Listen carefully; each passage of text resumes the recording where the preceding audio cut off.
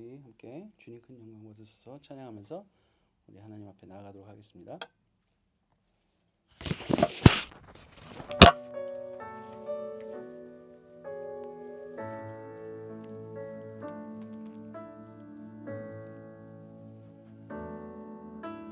주님 큰 영광 받으소서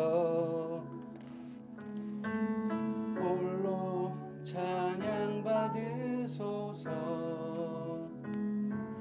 모든 이름 위에 뛰어난 그 이름 온 땅과 하늘이라 찬양해 겸손하게 우리 무릎 꿇고 주 이름 앞에 영광 돌리세 모두 절하세 독생자 예수 주님께 찬양 드리니 모든 영광과 존귀와 능력 받으소서 받으소서 영광과 존귀와 능력 받으소서 받으소서 그리스도 살아계신 하나님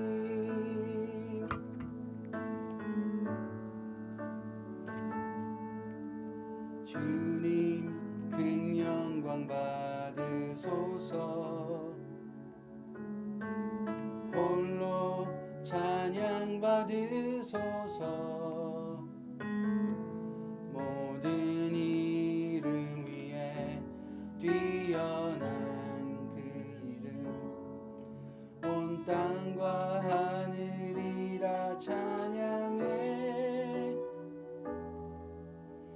겸손하게 우리 무릎 꿇고 주 이름 앞에 영광 돌리세 모두 절하세 독생자 예수 주님께 찬양 드리리 모든 영광과 존귀와 능력 받으소서 받으소서 영광과 존귀와 능력 받으소서 받으소서 그리스도 살아계신 하나님 하나님 아버지 감사합니다. 주의를 주시고 또 주님 앞에 예배드리게 하시고 또 저희들을 자녀 삼아주시고 또 저희를 위해 예수 그리스도를 보내주시고 또 예수께서는 저희를 위하여 십자가를 져주시고 정말 저희들 의로는 정말 주님 앞에 나아갈 수 없는 존재들을 자녀로 불러 모아주신 주님의 은혜가 너무나도 크고 놀랍고 감사드립니다. 하나님 아버지 늘 이러한 은혜 가운데 저희들이 감격하며 살아야 할 존재이지만 저희들이 살면서 또 그것을 잊어버리고 세상이 주는 근심과 걱정 가운데 휩싸여 살 때가 너무나도 많습니다. 성령님 저희와 늘 함께 하시오니 저희들 안에서 진리의 말씀을 늘 생각나게 하시고 그 복음을 통해서 그 좋은 뉴스를 통해서 정말 저희들이 하나님의 사랑을 듬뿍 받고 있는 귀한 존재임을 늘 생각나게 하여 주시고 그 사실을 깨닫게 하여 주시옵소서. 그래야 주님의 은혜 가운데 이 세상을 살아갈 수 있는 놀라운 능력의 사람들 될 수 있도록 도와주시옵소서. 그것의 출발이 하나님과의 교제인 이 예배임을 주님 앞에 다시 고백합니다. 이 예배를 사모하게 하여 주시고 이 예배를 통해서 주님께서 베푸시는 그 놀라운 사랑을 힘입고 느끼며 경험하고 그 사실을 경험으로 믿게 되는 귀한 믿음을 갖는 일들이 일어나게 하여 주시옵소서. 예수님 이름으로 기도드렸습니다. 아멘. 함께 찬송가 찬양하도록 하겠습니다.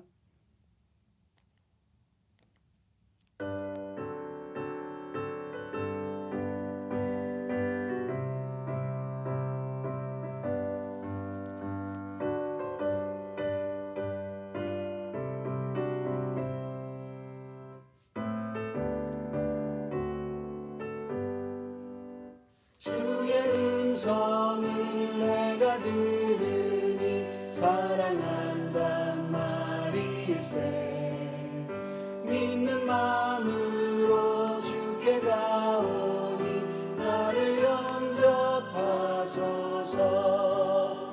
내가 매일 십자가 앞에 더 가까이 가오니 구세주의 나를 정케 하소서. 주여 넓으신 은혜 베푸사 나를 맞아주시고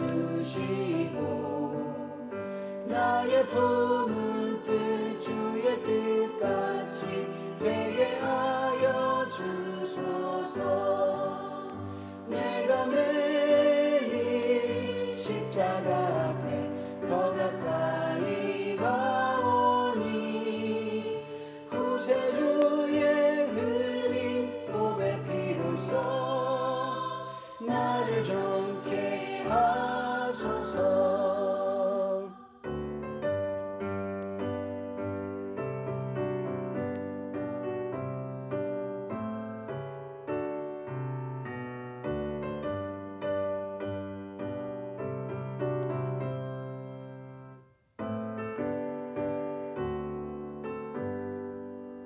주의 보좌로 나아갈 때에 어찌하니 기쁠까.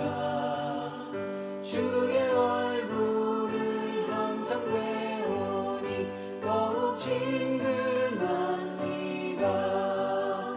내가 매일 십자가 앞에 더 가까이 가오니 구세주의 보배 피로써 나를 정케 하소서. 우리 구주의 넓은 사랑을 증명할 자 없으며 주가 주시는 참된 기쁨도 헤아릴 수 없도다. 내가 십자가 앞에 더 가까이 가오니 구세주의 흘린 보배 피로써 나를 정케 하소서. 아멘. 우리 사도신경으로 우리의 신앙을 고백하도록 하겠습니다. 시작. 나는 전능하신 아버지 하나님 천지의 창조주를 믿습니다. 나는 그의 유일하신 아들 우리 주 예수 그리스도를 믿습니다.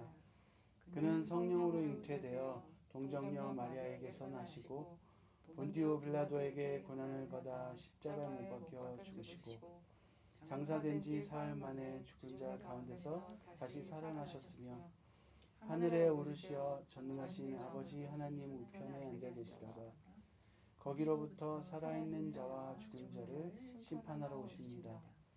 나는 성령을 믿으며 거룩한 공교회와 성도의 교제와 죄를 용서받는 것과 몸의 부활과 영생을 믿습니다. 아멘. 예배를 위해서 김희진 선교사님 기도해 주시겠습니다. 살아계신 하나님, 오늘 또 저희를 함께 이렇게 주님 전에 거할 수 있도록 허락해 주셔서 감사합니다. 한 주간 바쁘게 생활하고 이제 주님 앞에 저의 한 주간의 생활을 되돌이켜 보며 주님 앞에 성찰하는 그런 마음으로 예배에 참여하고 있습니다. 이 시간에 이 예배를 함께 참여하는 모든 형제자매들 또한 주님 동일한 축복으로 함께하여 주시고 오늘 말씀 가운데 전도사님 입술을 주장하시어서 하나님께서 우리에게 주실 말씀을 전달하실 수 있도록 축복하여 주시옵소서. 날씨가 많이 춥고 또 비가 많이 오고 있는 가운데 혹시 몸이 아픈 지체들 있다면 하나님 그분들의 몸과 마음과 영혼을 하나님 치유하여 주시옵소서. 지금 남아공에서 새로운 코로나의 변이종이 무섭게 등장하기 시작하여서 전 세계를 두렵게 하고 있습니다. 하나님 우리의 삶과 죽음이 온전히 주님께 있는 것을 저희가 늘 기억하고 주님 앞에서 저희가 하루하루 살아가는 동안에 감사함으로 또 우리가 최선을 다하는 그런 청지기의 삶을 살 수 있도록 주님 도와주시옵소서. 이 코로나의 시기가 끝날 때까지 경제적으로 어려운 지체들이 있다면 하나님 그들의 필요를 주님 또한 공급하여 주시고 주님 앞에서 저희가 하나님을 더욱더 의지하는 시간들로 이 시간을 잘 버틸 수 있고 잘 견딜 수 있도록 도와주시옵소서. 이 시간 모든 예배를 주님께 온전히 의뢰하며 예수 그리스도 이름으로 기도드립니다. 아멘. 성경 봉독은 현세영 사모님께서 읽어주십시오. 곧 모든 겸손과 눈물이며 유대인의 간계로 말미암아 당한 시험을 참고 주를 섬긴 것과 유익한 것은 무엇이든지 공중 앞에서나 각 집에서나 거리낌 없이 여러분에게 전하여 가르치고 유대인과 헬라인들에게 하나님께 대한 회개와 우리 주 예수 그리스도께 대한 믿음을 증언한 것이라. 보라, 이제 나는 성령에 매여 예루살렘으로 가는데 거기서 무슨 일을 당하는지 알지 못하노라.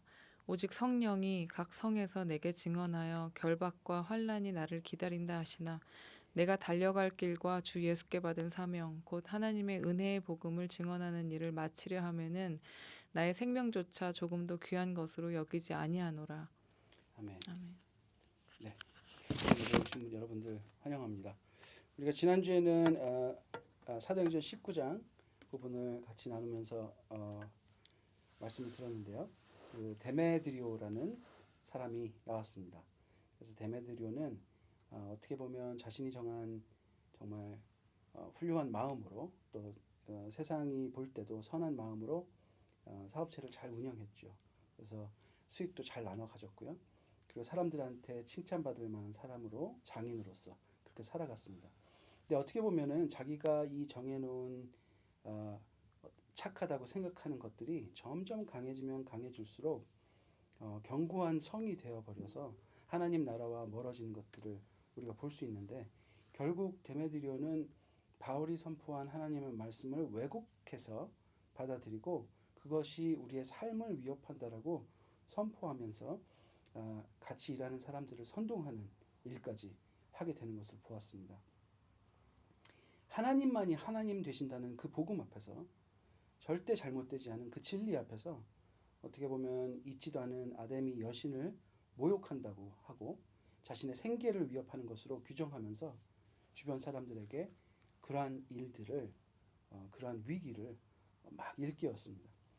진리의 복음은 우리가 쌓은 이 모래성 같은 이 가짜 나라에서 벗어나라고 정말 가짜의 가면을 벗어버리고 하나님께 나아오라고 우리를 촉구합니다. 하지만 너무나도 단단해져 버린 우리만의 성들은 복음이 내가 쌓은 성과 그 나라와 그 다음에 나의 세상을 위협하는 것으로 느낄 때가 너무나도 많죠. 하나님의 진리의 말씀 오늘도 우리를 비추시고 그 빛 가운데 정말 작은 것 하나라도 주님 앞에 내려놓지 않으면 우리는 또다시 성을 쌓게 될 것이라고 말씀하고 계십니다. 여러분 우리 늘 주님과 동행하면서 하나님 앞에 모든 것을 내려놓는 여러분들 되시길 간절히 바랍니다. 오늘 말씀 듣기 전에 우리 함께 가슴에 손을 얹고 저를 따라서 기도하도록 하겠습니다. 하나님 말씀하십시오. 제가 듣겠습니다. 하나님 말씀하십시오. 제가 듣겠습니다. 예수님 행하신 대로 제가 따르겠습니다. 예수님 행하신 대로 제가 따르겠습니다. 성령님 저희와 늘 함께하여 주십시오. 성령님 저희와 늘 함께해 주십시오. 아멘. 네. 이 마음으로 우리 오늘 말씀을 보도록 하겠습니다. 너무나도 유명한 말씀이고 우리가 24절을 읽을 때마다 사실 가슴이 굉장히 뜨거워지는 말씀이죠. 오늘 이 19장 후반에는요. 그래서 데메드리오가의 말을 사람들이 동의하면서 큰 소동이 일어나는데요. 바울과 같이 다녔던 마게도니아 사람 가이오와 아리스다고를 이제 잡아갔어요. 29절에 보면요. 잡아가서 이 잡혀간 것 때문에 바울도 그들이 잡힌 곳으로 가려고 했는데 바울의 제자들이 바울을 말렸습니다. 왜냐하면 가면 굉장한 고초를 겪게 될 것 같아서 바울을 말렸어요. 다행히 시청 기관에서 나와서 이 소요를 진정시키면서 절대 경솔한 행동을 하지 말라. 이 사람들이 도둑질한 것도 아니고 그다음에 아데미 여신을 실제로 모욕한 것도 아닌데 왜 끌고 왔느냐.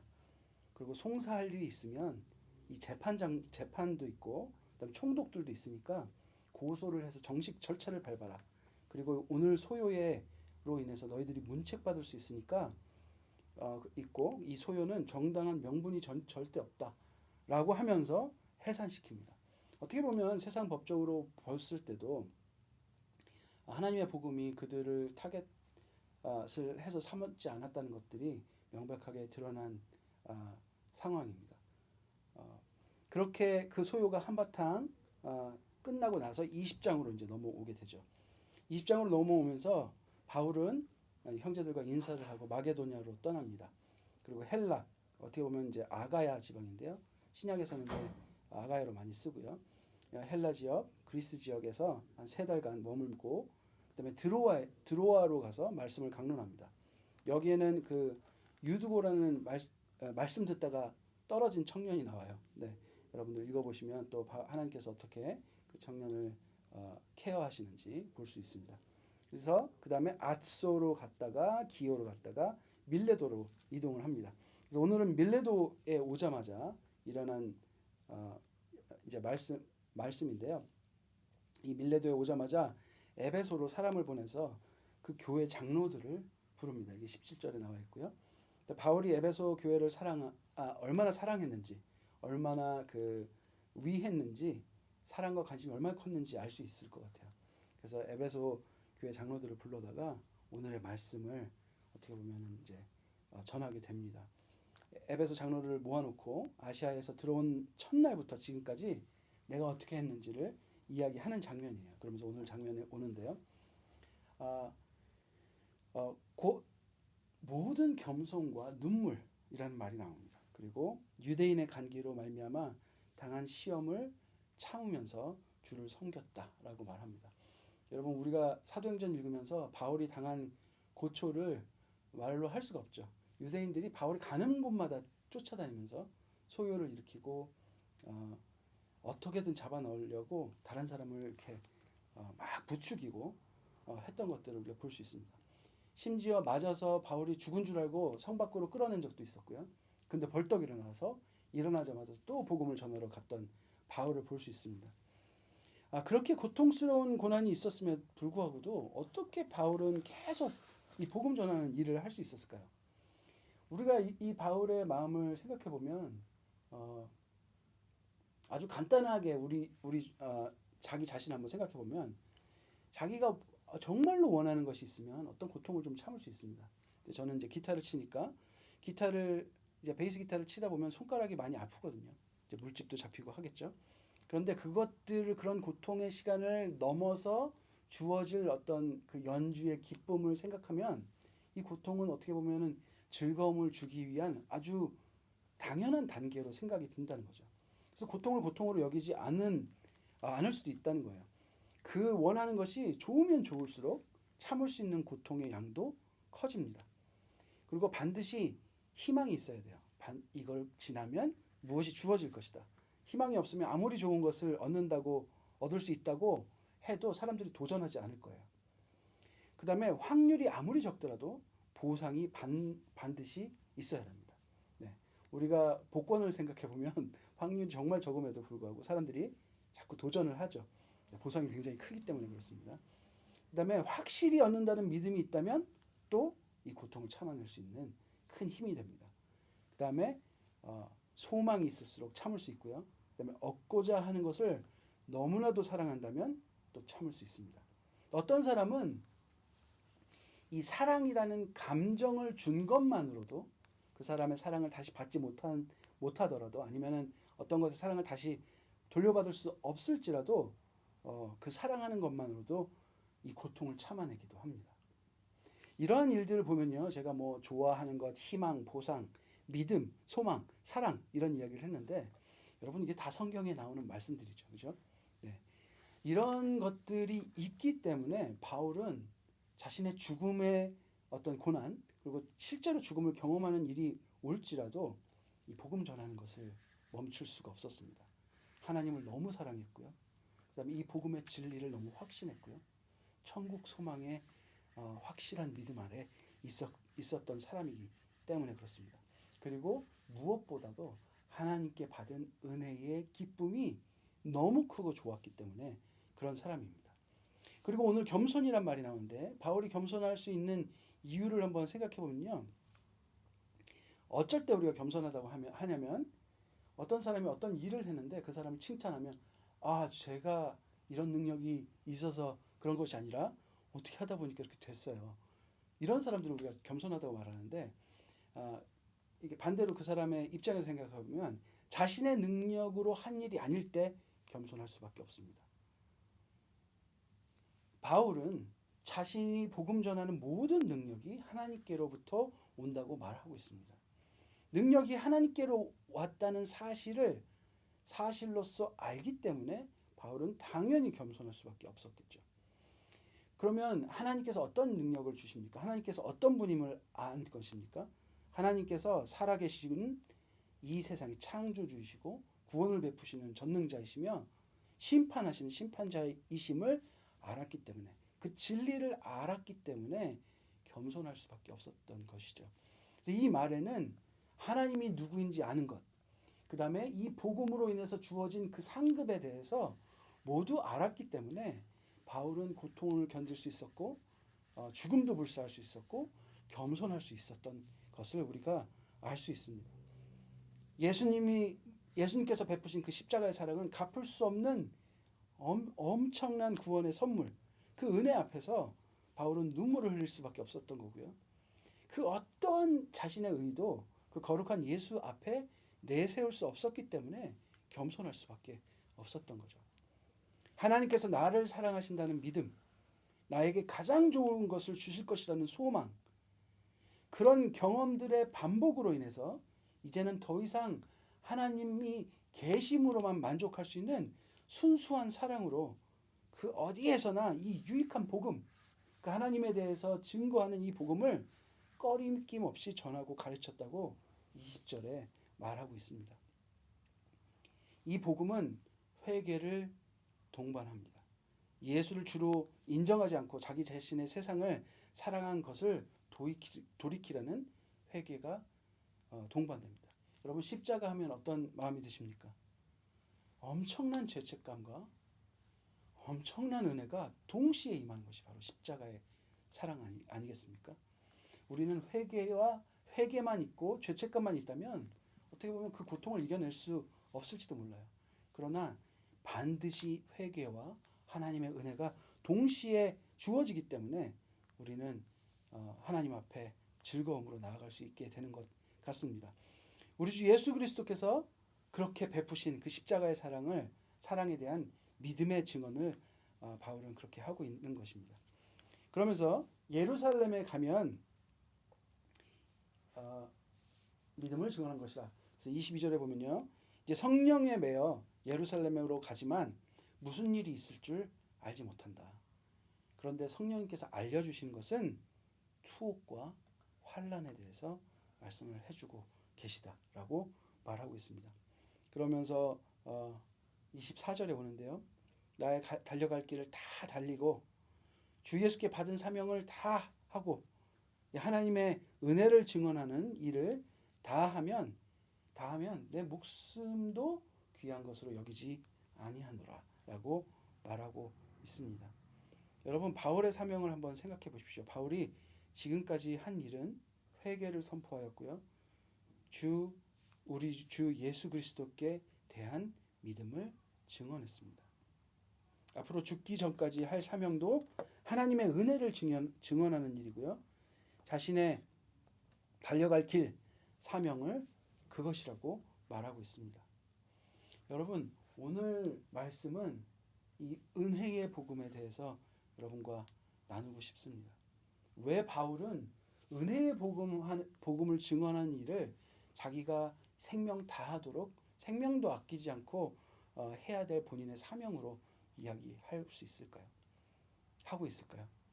은혜는 우리의 죄는 하나님을 무시하고 하나님을 인정하지 않는 것이고, 자기가 하나님인 듯 오만하게 살고 있었던 것이고, 하나님을 믿는다면 하나님보다 더 믿고 하나님보다 더 좋아하는 것들을 내 인생 곳곳에 배치하고 살았고, 이렇게 사는 것이 저희들의 인생입니다. 자신의 아이덴티티를 세상의 업적에서 찾고 직업에서 찾고 있습니다. 당신은 누구십니까? 하면 어떤 직장을 가졌는지 얘기하는 것이 우리 세상적 습관입니다. 나의 아이덴티티를 세상에서의 내 성과에서 찾고 내 인생을 바라보는 하나님의 시각보다는 세상의 시각에 더 민감한 것이 우리입니다. 우리가 왜 스펙을 쌓아야 된다고 사람들이 말합니까? 세상이 원하는 인재가 되기 위해서 그렇습니다. 그런데 여기 어디에도 하나님이 우리에게 바라시는 창조의 목적, 또 하나님이 우리를 바라보시는 그 하나님의 시각은 우리 인생 어디에서도 찾기가 굉장히 힘들어요. 그런데 그런 것이 잘못된 것이라는 것을 아는 순간, 정말 하나님의 빛이 우리를 비추는 순간, 하나님의 얼굴을 뵙는 순간 우리는 회개할 수밖에 없습니다. 그분의 사랑의 방문은 우리 자신을 올바로 보게 되며 회개하게 만든과 동시에 그 죄를 우리에게 묻고 형벌을 내려야 함에도 불구하고 형벌 대신 놓아진 그분의 십자가 앞에, 그 사랑의 구원 앞에 태어나서 느낄 수 없는 가장 큰 감격과 기쁨과 감사와 죄송함과 이 모든 감정이 아름다운 방향으로 흐르는 귀한 경험을 하게 됩니다. 여러분, 이것을 모두 통틀어서 은혜라고 말할 수 있습니다. 우리 자신의 죄됨을 보게 하는 것부터 시작해서 우리의 회개와 하나님의 사랑으로 인해서 그 죄책감이 기쁨으로 변해지는, 그 다음에 우리가 하나님의 그 복된 자녀임을 깨닫게 되는 상황까지 흘러가는 이 모든 상황을 은혜라고 말할 수 있습니다. 바울은 자신의 사명을 자신에게 주어진 이 엄청난 은혜를 증언하는 일이라고 하고 있습니다. 그런데 이 은혜는 바울에게 있어서 사실입니다. 실제로 일어난 사실이죠. 생명이 아깝지 않다고 하고 있으며 호흡하는 생명을 가지고 끝까지 달려야 할 일로 말하고 있습니다. 여러분, 그렇다면 우리의 사명은 무엇입니까? 수많은 크리스천들이 소명, 사명을 말할 때 여전히 직업을 말합니다. 나는 어떤 직업을 가지고 어떤 일을 하겠다라고 하나님께서 주신 소명이라고 말을 하곤 합니다.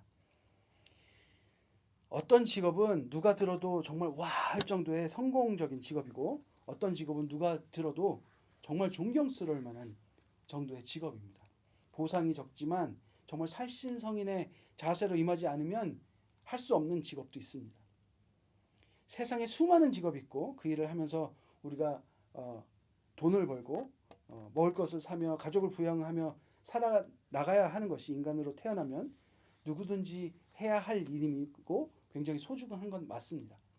전에도 이런 이야기를 나눈 적이 있지만, 하지만 우리의 문제는 이 세상적 가치의 시각으로 세상을 바라보고 사람을 바라보고 나 자신을 평가하고 있다는 것입니다.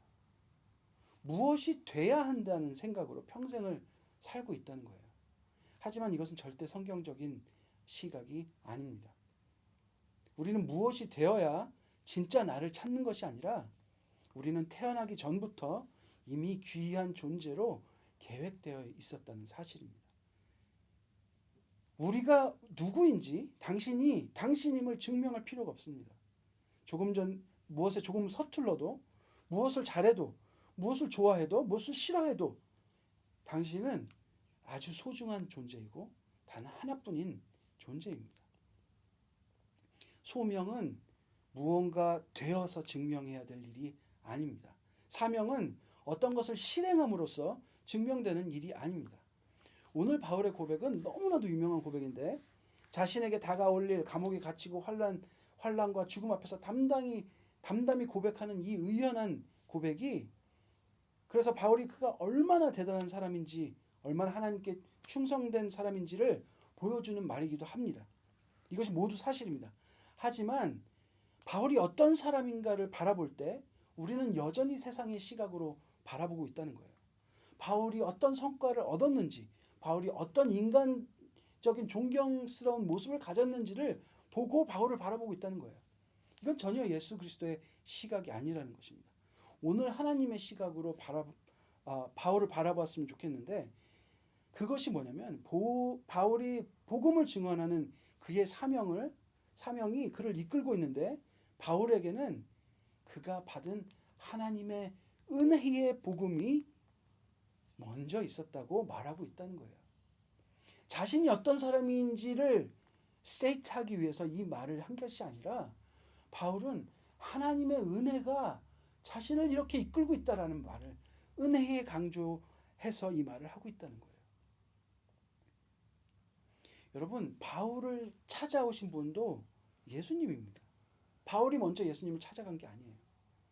예수님의 사랑은 사람들을 죽이러 돌아다니던 그 사울을 찾아오십니다.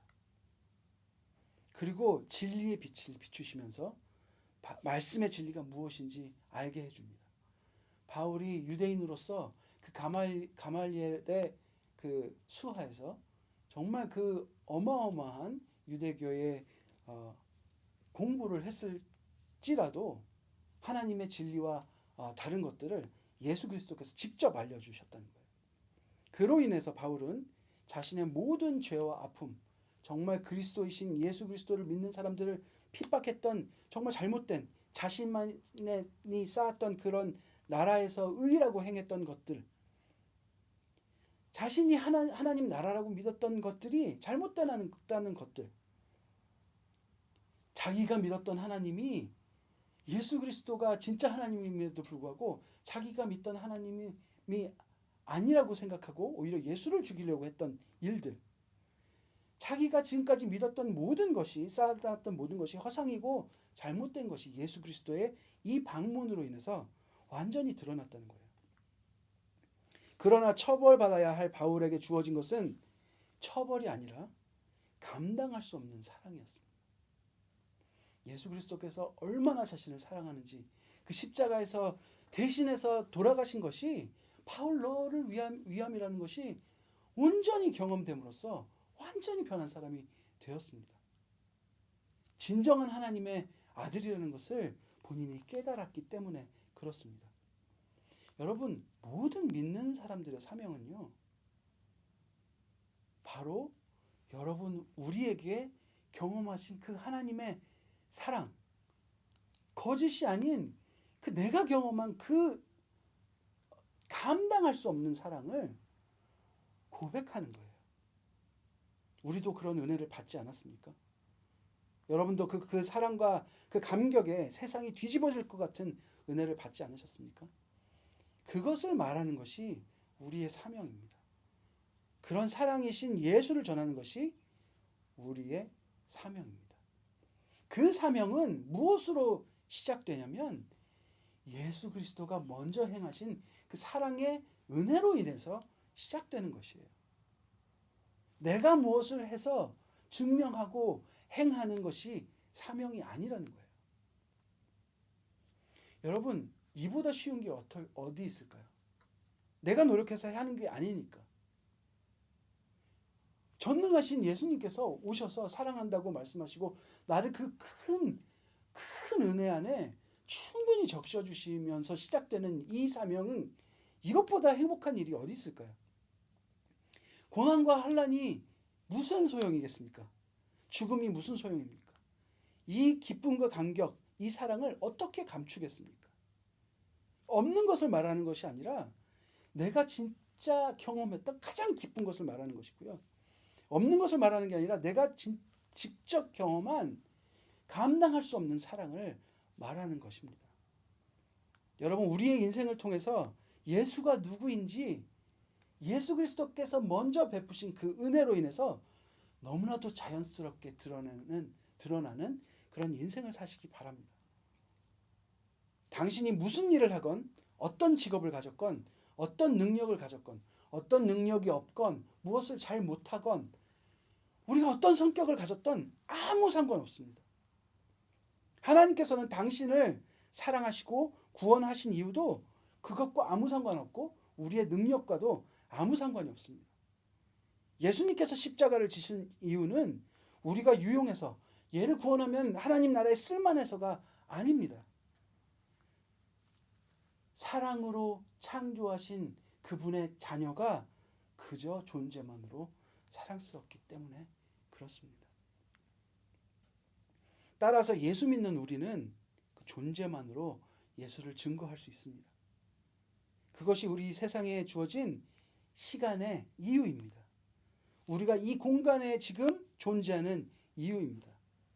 그저 하나님께서 베푸신 그 은혜와 사랑을 기뻐하시면 됩니다. 그게 다입니다.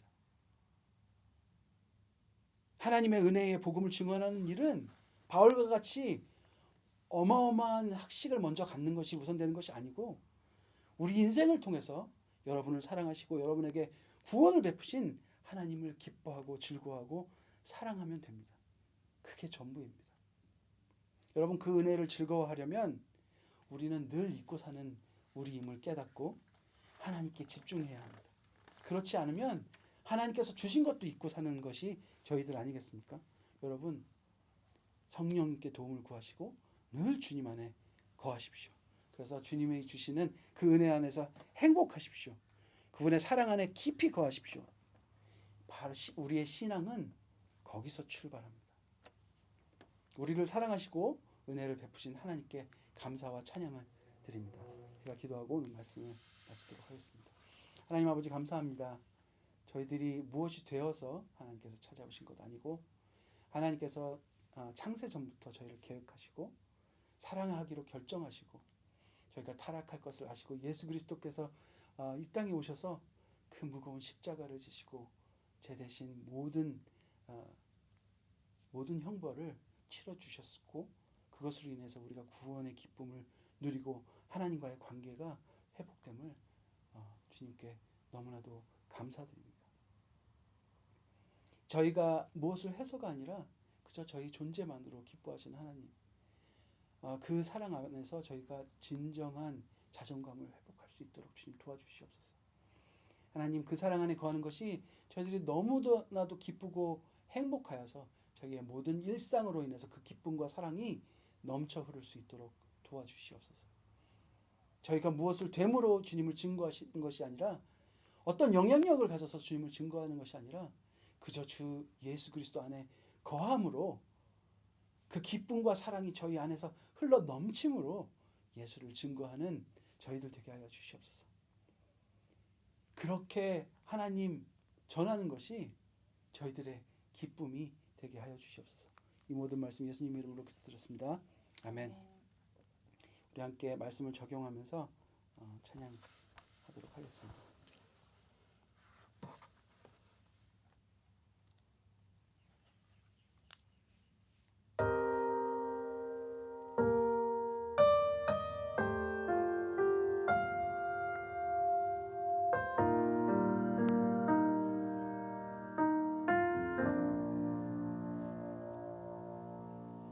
주님과 함께하는 이 고요한 시간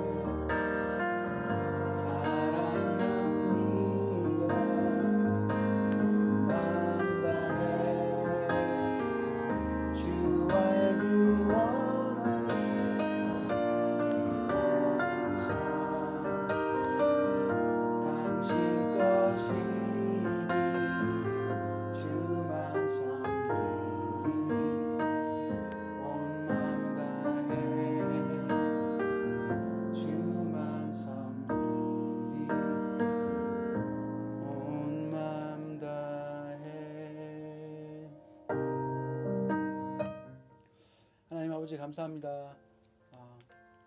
주님께서 저희들을 너무나도 사랑하시고 그렇게 사랑하셔서 예수 그리스도를 보내주시고 저희를 위해서 십자가를 지시게 하시고 또 예수님께서는 그 깊은 사랑으로 그 모든 고통을 감당하시고 그 사명을 완수하셨습니다.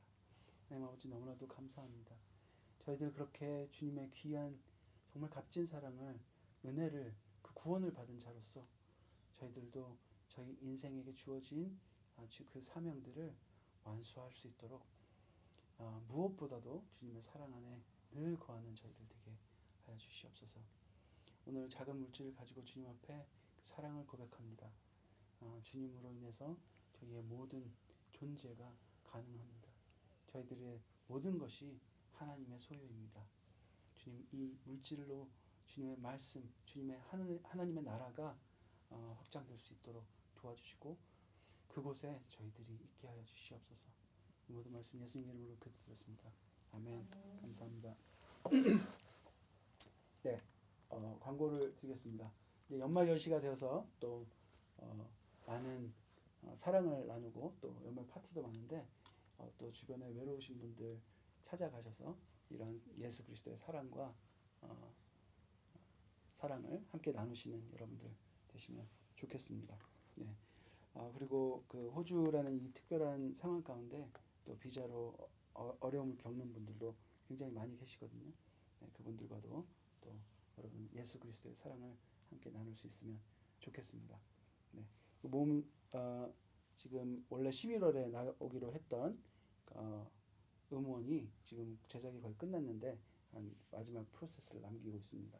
그래서 이제 12월 초가 될 것 같은데 여러분들 계속해서 기도해 주시면 좋겠습니다. 저희 주기도문 하면서 오늘 예배를 마치도록 하겠습니다. 시작. 하늘에 계신 우리 아버지, 아버지의 이름을 거룩하게 하시며 아버지의 나라가 오게 하시며 아버지의 뜻이 하늘에서와 같이 땅에서도 이루어지게 하소서. 오늘 우리에게 일용할 양식을 주시고 우리가 우리에게 잘못한 사람을 용서하여 준 것 같이 우리 죄를 용서하여 주시고 우리를 시험에 빠지지 않게 하시고 악에서 구하소서. 나라와 권능과 영광이 영원히 아버지의 것입니다. 아멘. 예배를 마쳤습니다. 감사합니다.